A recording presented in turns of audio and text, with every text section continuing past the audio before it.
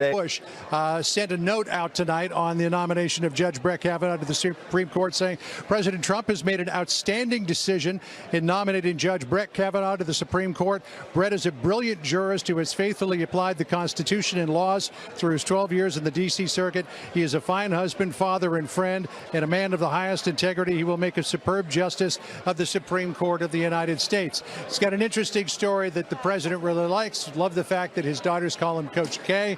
Now they're on to the nomination. Now they're on to the confirmation process, rather, Sean. And you know that is going to be a bruising one.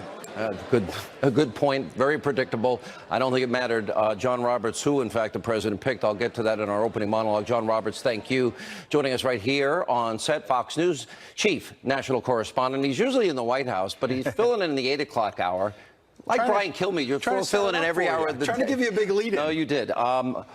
This is what he said about revering the Constitution, about separation of powers. I'm going to actually read from a speech that he gave that, to me, it shows whose judicial philosophy. At the end of the day, this comes down to originalism, constitutionalism. The president said the Constitution as written.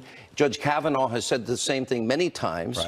Right. And what's interesting here, it's very different than what the left wants. If Hillary Clinton had made this decision tonight, and she now picked her second Supreme Court nominee, it would be a very different philosophy, one of judicial activism. And what the left is not mentioning is that this president was transparent and honest in 2016 about saying, I want originalists who will have a strict interpretation of the Constitution on the high court. Like Scalia and Thomas. Right. He named them.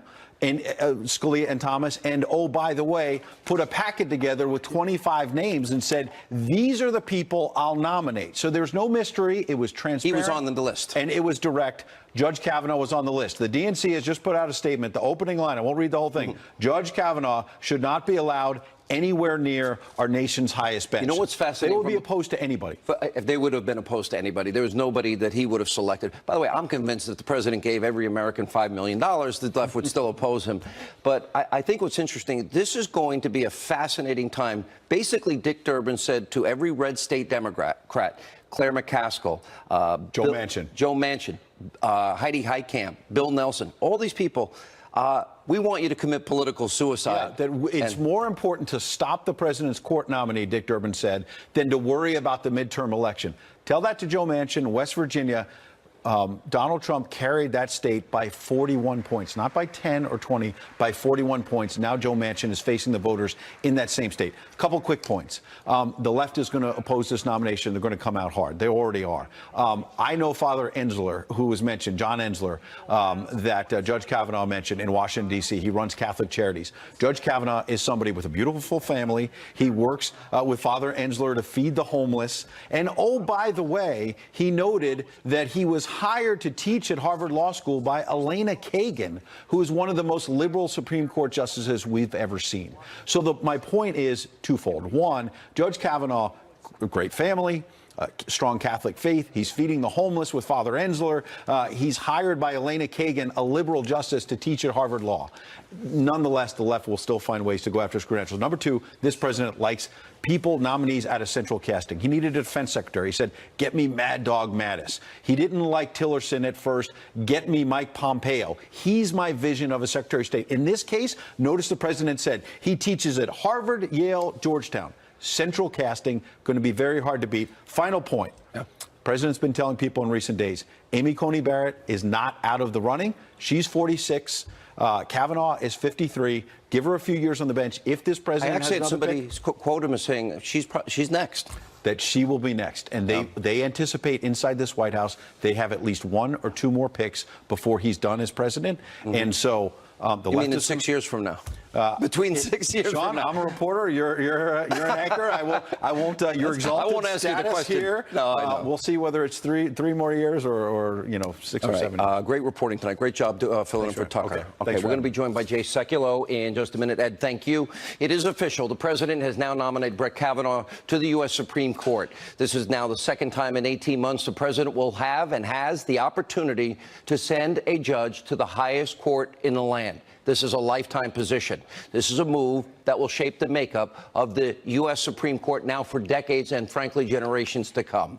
Now, all throughout the night, we will analyze the background, the judicial philosophy, which is so important, of Judge Brett Kavanaugh, and we'll also show you all the ways, predictably, that the Democrats will try to obstruct, once again, the president's, what is his constitutional duty. They will start, and it's already started, the smearing, the besmirching, the fear-mongering, and assassinating the character of Judge Kavanaugh. You saw him and his family tonight. You heard him in his own words tonight. We have over 300 opinions that he has written. He is considered a brilliant judicial mind. And also tonight, we have the biased, corrupt, anti-Trump FBI agent Peter Strzok. We're just giving you a preview of what's coming up. This is one of the busiest news weeks we will have. Strzok will testify in public on Thursday. Also, Lisa Page behind closed doors on Wednesday. And we also, as the president now heads to Brussels and London, and then, of course, Helsinki to meet with Vladimir Putin, we will be in all three locations and covering all of it for you. This is going to be one of the busiest news cycles in years, so we hope you'll sit tuned. But first, tonight's breaking news. Yes, we have a new Supreme Court Justice nominee. Monologue is straight ahead. All right, we're going to talk to Jay Sekulow, the president's attorney, the chief counsel for the American Center of Law and Justice. Besides making a call, a president to send American troops into harm's way, this is now the most important decision a sitting president can make. For now, the second time in less than 2 years, President Trump has selected a nominee for the U.S. Supreme Court. And just moments ago, the president picked Judge Brett Kavanaugh to replace the outgoing Supreme Court Justice Anthony Kennedy. Of course, this was not a surprise. In an unprecedented move, Judge Kavanaugh was selected from a previously released list of 25 originalist justices, making this just one more example of how this president is the most transparent president in history and also keeping a clear promise to the American people. Now, clearly, this was not a decision that the president took lightly. Now, President Trump, in many ways, there's political aspects to this, and he had to thread a political needle. And by the way, he has to think about senators like Collins and Murkowski. And then on the other side, Senator Ted Cruz of Texas, Rand Paul of Kentucky. In other words, pick a judge with a very narrow margin in the U.S. Senate who could also successfully maneuver through a confirmation hearing and garner the votes from a majority of senators. Without a doubt, Justice Kavanaugh is an extremely qualified candidate. Educated at Yale, Kavanaugh clerked under Justice Anthony Kennedy, just like Neil Gorsuch. In the 1990s, he served as an associate counsel for Ken Starr. That, of course, during the investigation into then-President Bill Clinton. During that time, it was interesting, Kavanaugh did push a controversial opinion that Bill Clinton had, in fact, obstructed justice by sometimes making false public statements or sending surrogates out to do such about Starr's investigation. Judge Kavanaugh, in a very interesting piece that he talked about in 2009, he did change course, and he publicly changed his opinion on the issue of obstruction in what was a very powerful article that was in the Minnesota Law Review. We'll go over that in more detail. In 2006, he was appointed by George W. Bush to serve on the U.S. Court of Appeals for the D.C. Circuit, where he amassed a lengthy record of very key important decisions. It's considered one of the most important courts in the land, including multiple opinions against the overreach of then-President Obama's EPA, other opinions that, in fact, bolstered our Second Amendment rights.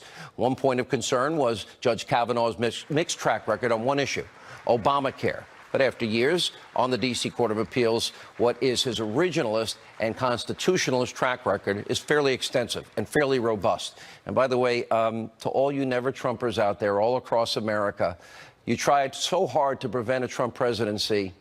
Are you happy tonight at all? Can you admit you were wrong at all? Are you happy about, let's see, tax cuts, promises made, promises kept? Are you happy that this was not Hillary Clinton tonight appointing a judicial activist, a left-wing activist to the Supreme Court? Are you happy you don't have two radical judges on the Supreme Court? Would you rather have Hillary Rodham Clinton making this selection tonight? Now, in moments, we're going to give more analysis of Judge Kavanaugh. It is also important to review the extreme measures that the left in America will take in order to malign, besmirch, destroy the reputation of Judge Kavanaugh and also his family that you saw tonight. It's a story as old as time. For decades, every single solitary nomination to the U.S. Supreme Court by a Republican president has been met with the same destructive tactics from the Democratic Party. Now, regardless of who was nominated, regardless of what their qualifications, regardless of their track record, even an adherence to the U.S. Constitution, the foundation of our laws in this, of course, republic that we live in, a constitutional republic, you have the left, you have Democrats and their friends in the media, that their echo chamber, always conducting what is a malicious campaign to impugn the character of good people, the track record of good people, frankly, anybody that President Trump would have nominated to the Supreme Court. The language gets downright apocalyptic, and this time is no different. Let's just go back. Let's take a look at how the left was treating President Trump's nomination before the announcement tonight. It is really bordering on insanity. Watch this. You just have to remember how extensive the conservative agenda is here